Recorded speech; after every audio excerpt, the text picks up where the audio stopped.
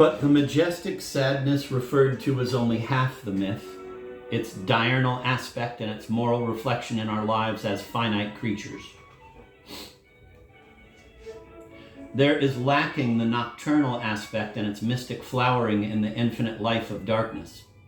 There is lacking what might symmetrically be called that majestic delight wherein all the pain of romance resides. For in order to reach this other aspect, or even to become aware of it, he would have had to go as far as death, the death he deems unnecessary. Contrary to received opinion, the much extolled classical sense of decency involves a metaphysical impoverishment which engenders confusions of incalculable effect. For, after all, let Racine's sadness be as majestic as you please, inasmuch as it is self-confined and implies neither a beyond nor any reversal of plot into joy, and inasmuch further as it is accepted for what it is in the world of day and nevertheless is called enjoyment. I do not see how it can ever be more than a morosa delectatio.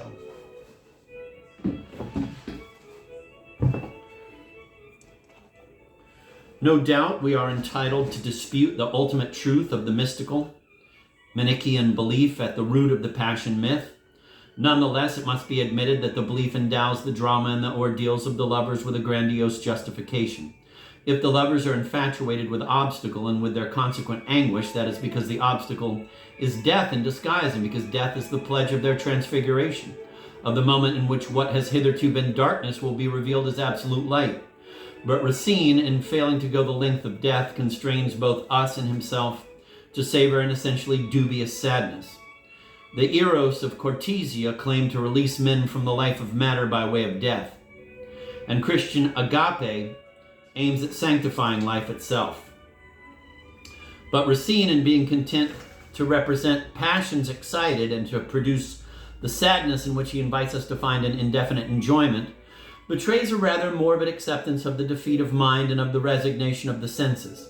At this stage, Racine's work is already hinting that his surrender to the mal du siècle, that is to say, to the secularization of passion, can only lead him into Jansenism. For Jansenism is the kind of morose mortification, self-punishment, Freud calls it, most appropriate to the romantic temperament. But his conversion could never have occurred had it not been for a crisis in which he himself became aware of the true character of his frenzy.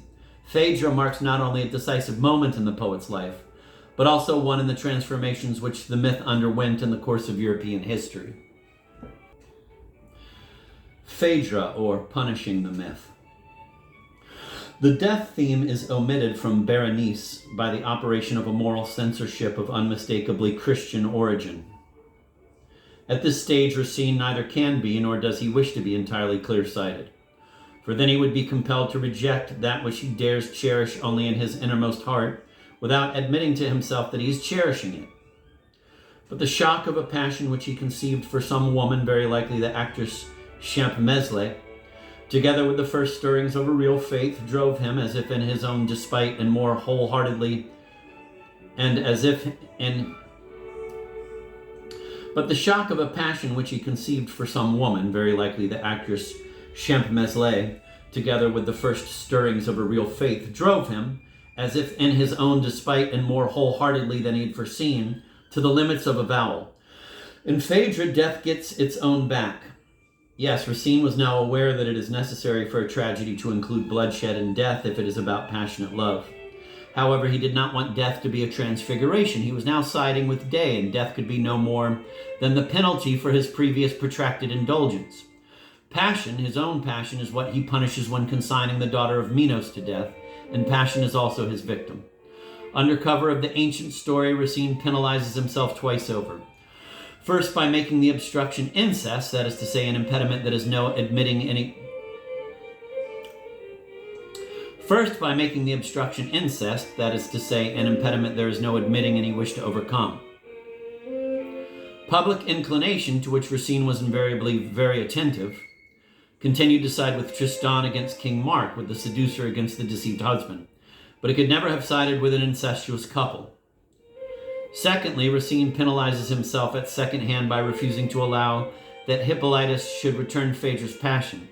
Phaedra was written for Marie Champmeslé, who played the queen, and Hippolytus is Racine. Racine as he now wished himself to be, insensitive to the fatal spell. Identifying Phaedra with the woman he loved, he scored over the object of his passion and convinced himself that this passion was to be condemned beyond appeal. But as I have said, Racine at the time he wrote Phaedra was in the thick of a crisis and still undecided regarding its resolution. Hence the profound duplicity of the play. The moral law, the law of day, which Racine wished to obey henceforth, compelled him to make the young prince insensitive to Phaedra's love. Her love is therefore termed incestuous, although she is only Hippolytus' stepmother. At the same time, the old Adam, the natural Racine, sought to evade this rigorous law, which, in banning incest, makes passion impossible. He did so by causing Hippolytus to be in love with Aricia, for she, as will be seen, is Phaedra in disguise. It is a highly subtle device. Quote, as regards the character of Hippolytus, Racine writes in the preface to Phaedra, I had noticed in the ancients that Euripides was reproached with having represented him as a philosopher, free of all imperfection, so that the death of this young prince aroused far more indignation than pity.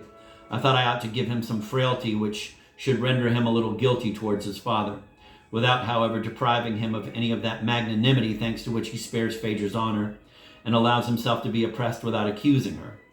I call frailty the passion that he feels against his will for Aricia. I call frailty the passion that he feels against his will for Aricia, who is daughter and sister of his father's mortal enemies. End of quote. So Aricia in the play is, quote, the love forbidden by the father, end of quote. A veiled substitute for the incestuous love. Hippolytus, referring to Aricia in Act 1, asks, shall I espouse her rights against my sire, rashly provoke his wrath?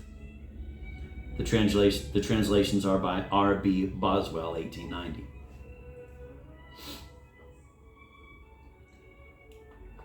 Psychoanalysis has recently made us familiar with more cunning subterfuges, but it is not incest, it is passion that interests and involves Racine.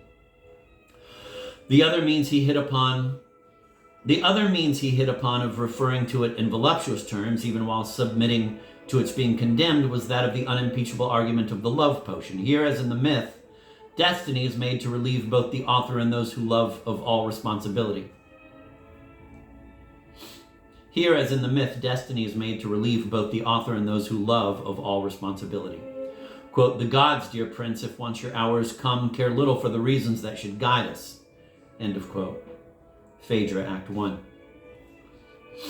These are not gods that Corneille would have worshipped, nor would he have allowed that gods can be deceived, nor that a fault can be laid at their door. Quote, the gods will bear me witness who have within my veins kindled this fire, end of quote. Phaedra, Act 2.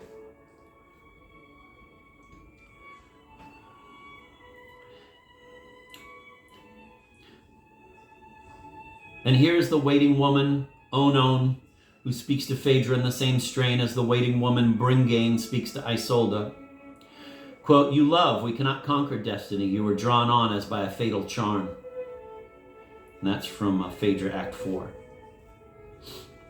I spoke of duplicity, but this is so thoroughly essential to the play, producing as it does the very crisis from which the play issues, that to blame the author would be foolish. Phaedra had to be. The myth had to be brought up into the light. There had to be this painful upthrust on the part of the yearning for death as it first sought its self-release by means of an impossible avowal, then held back and finally attained to self-confession in the very moment of renunciation, keeping pace with the motion of the queen on 3 occasions. The confession of the nurse in Act 1, then in Act 2 to Hippolytus, quote, He bim canoi, donc Phaedra et tout souffreur, end of quote. And the avowal made to Theseus in Act 5.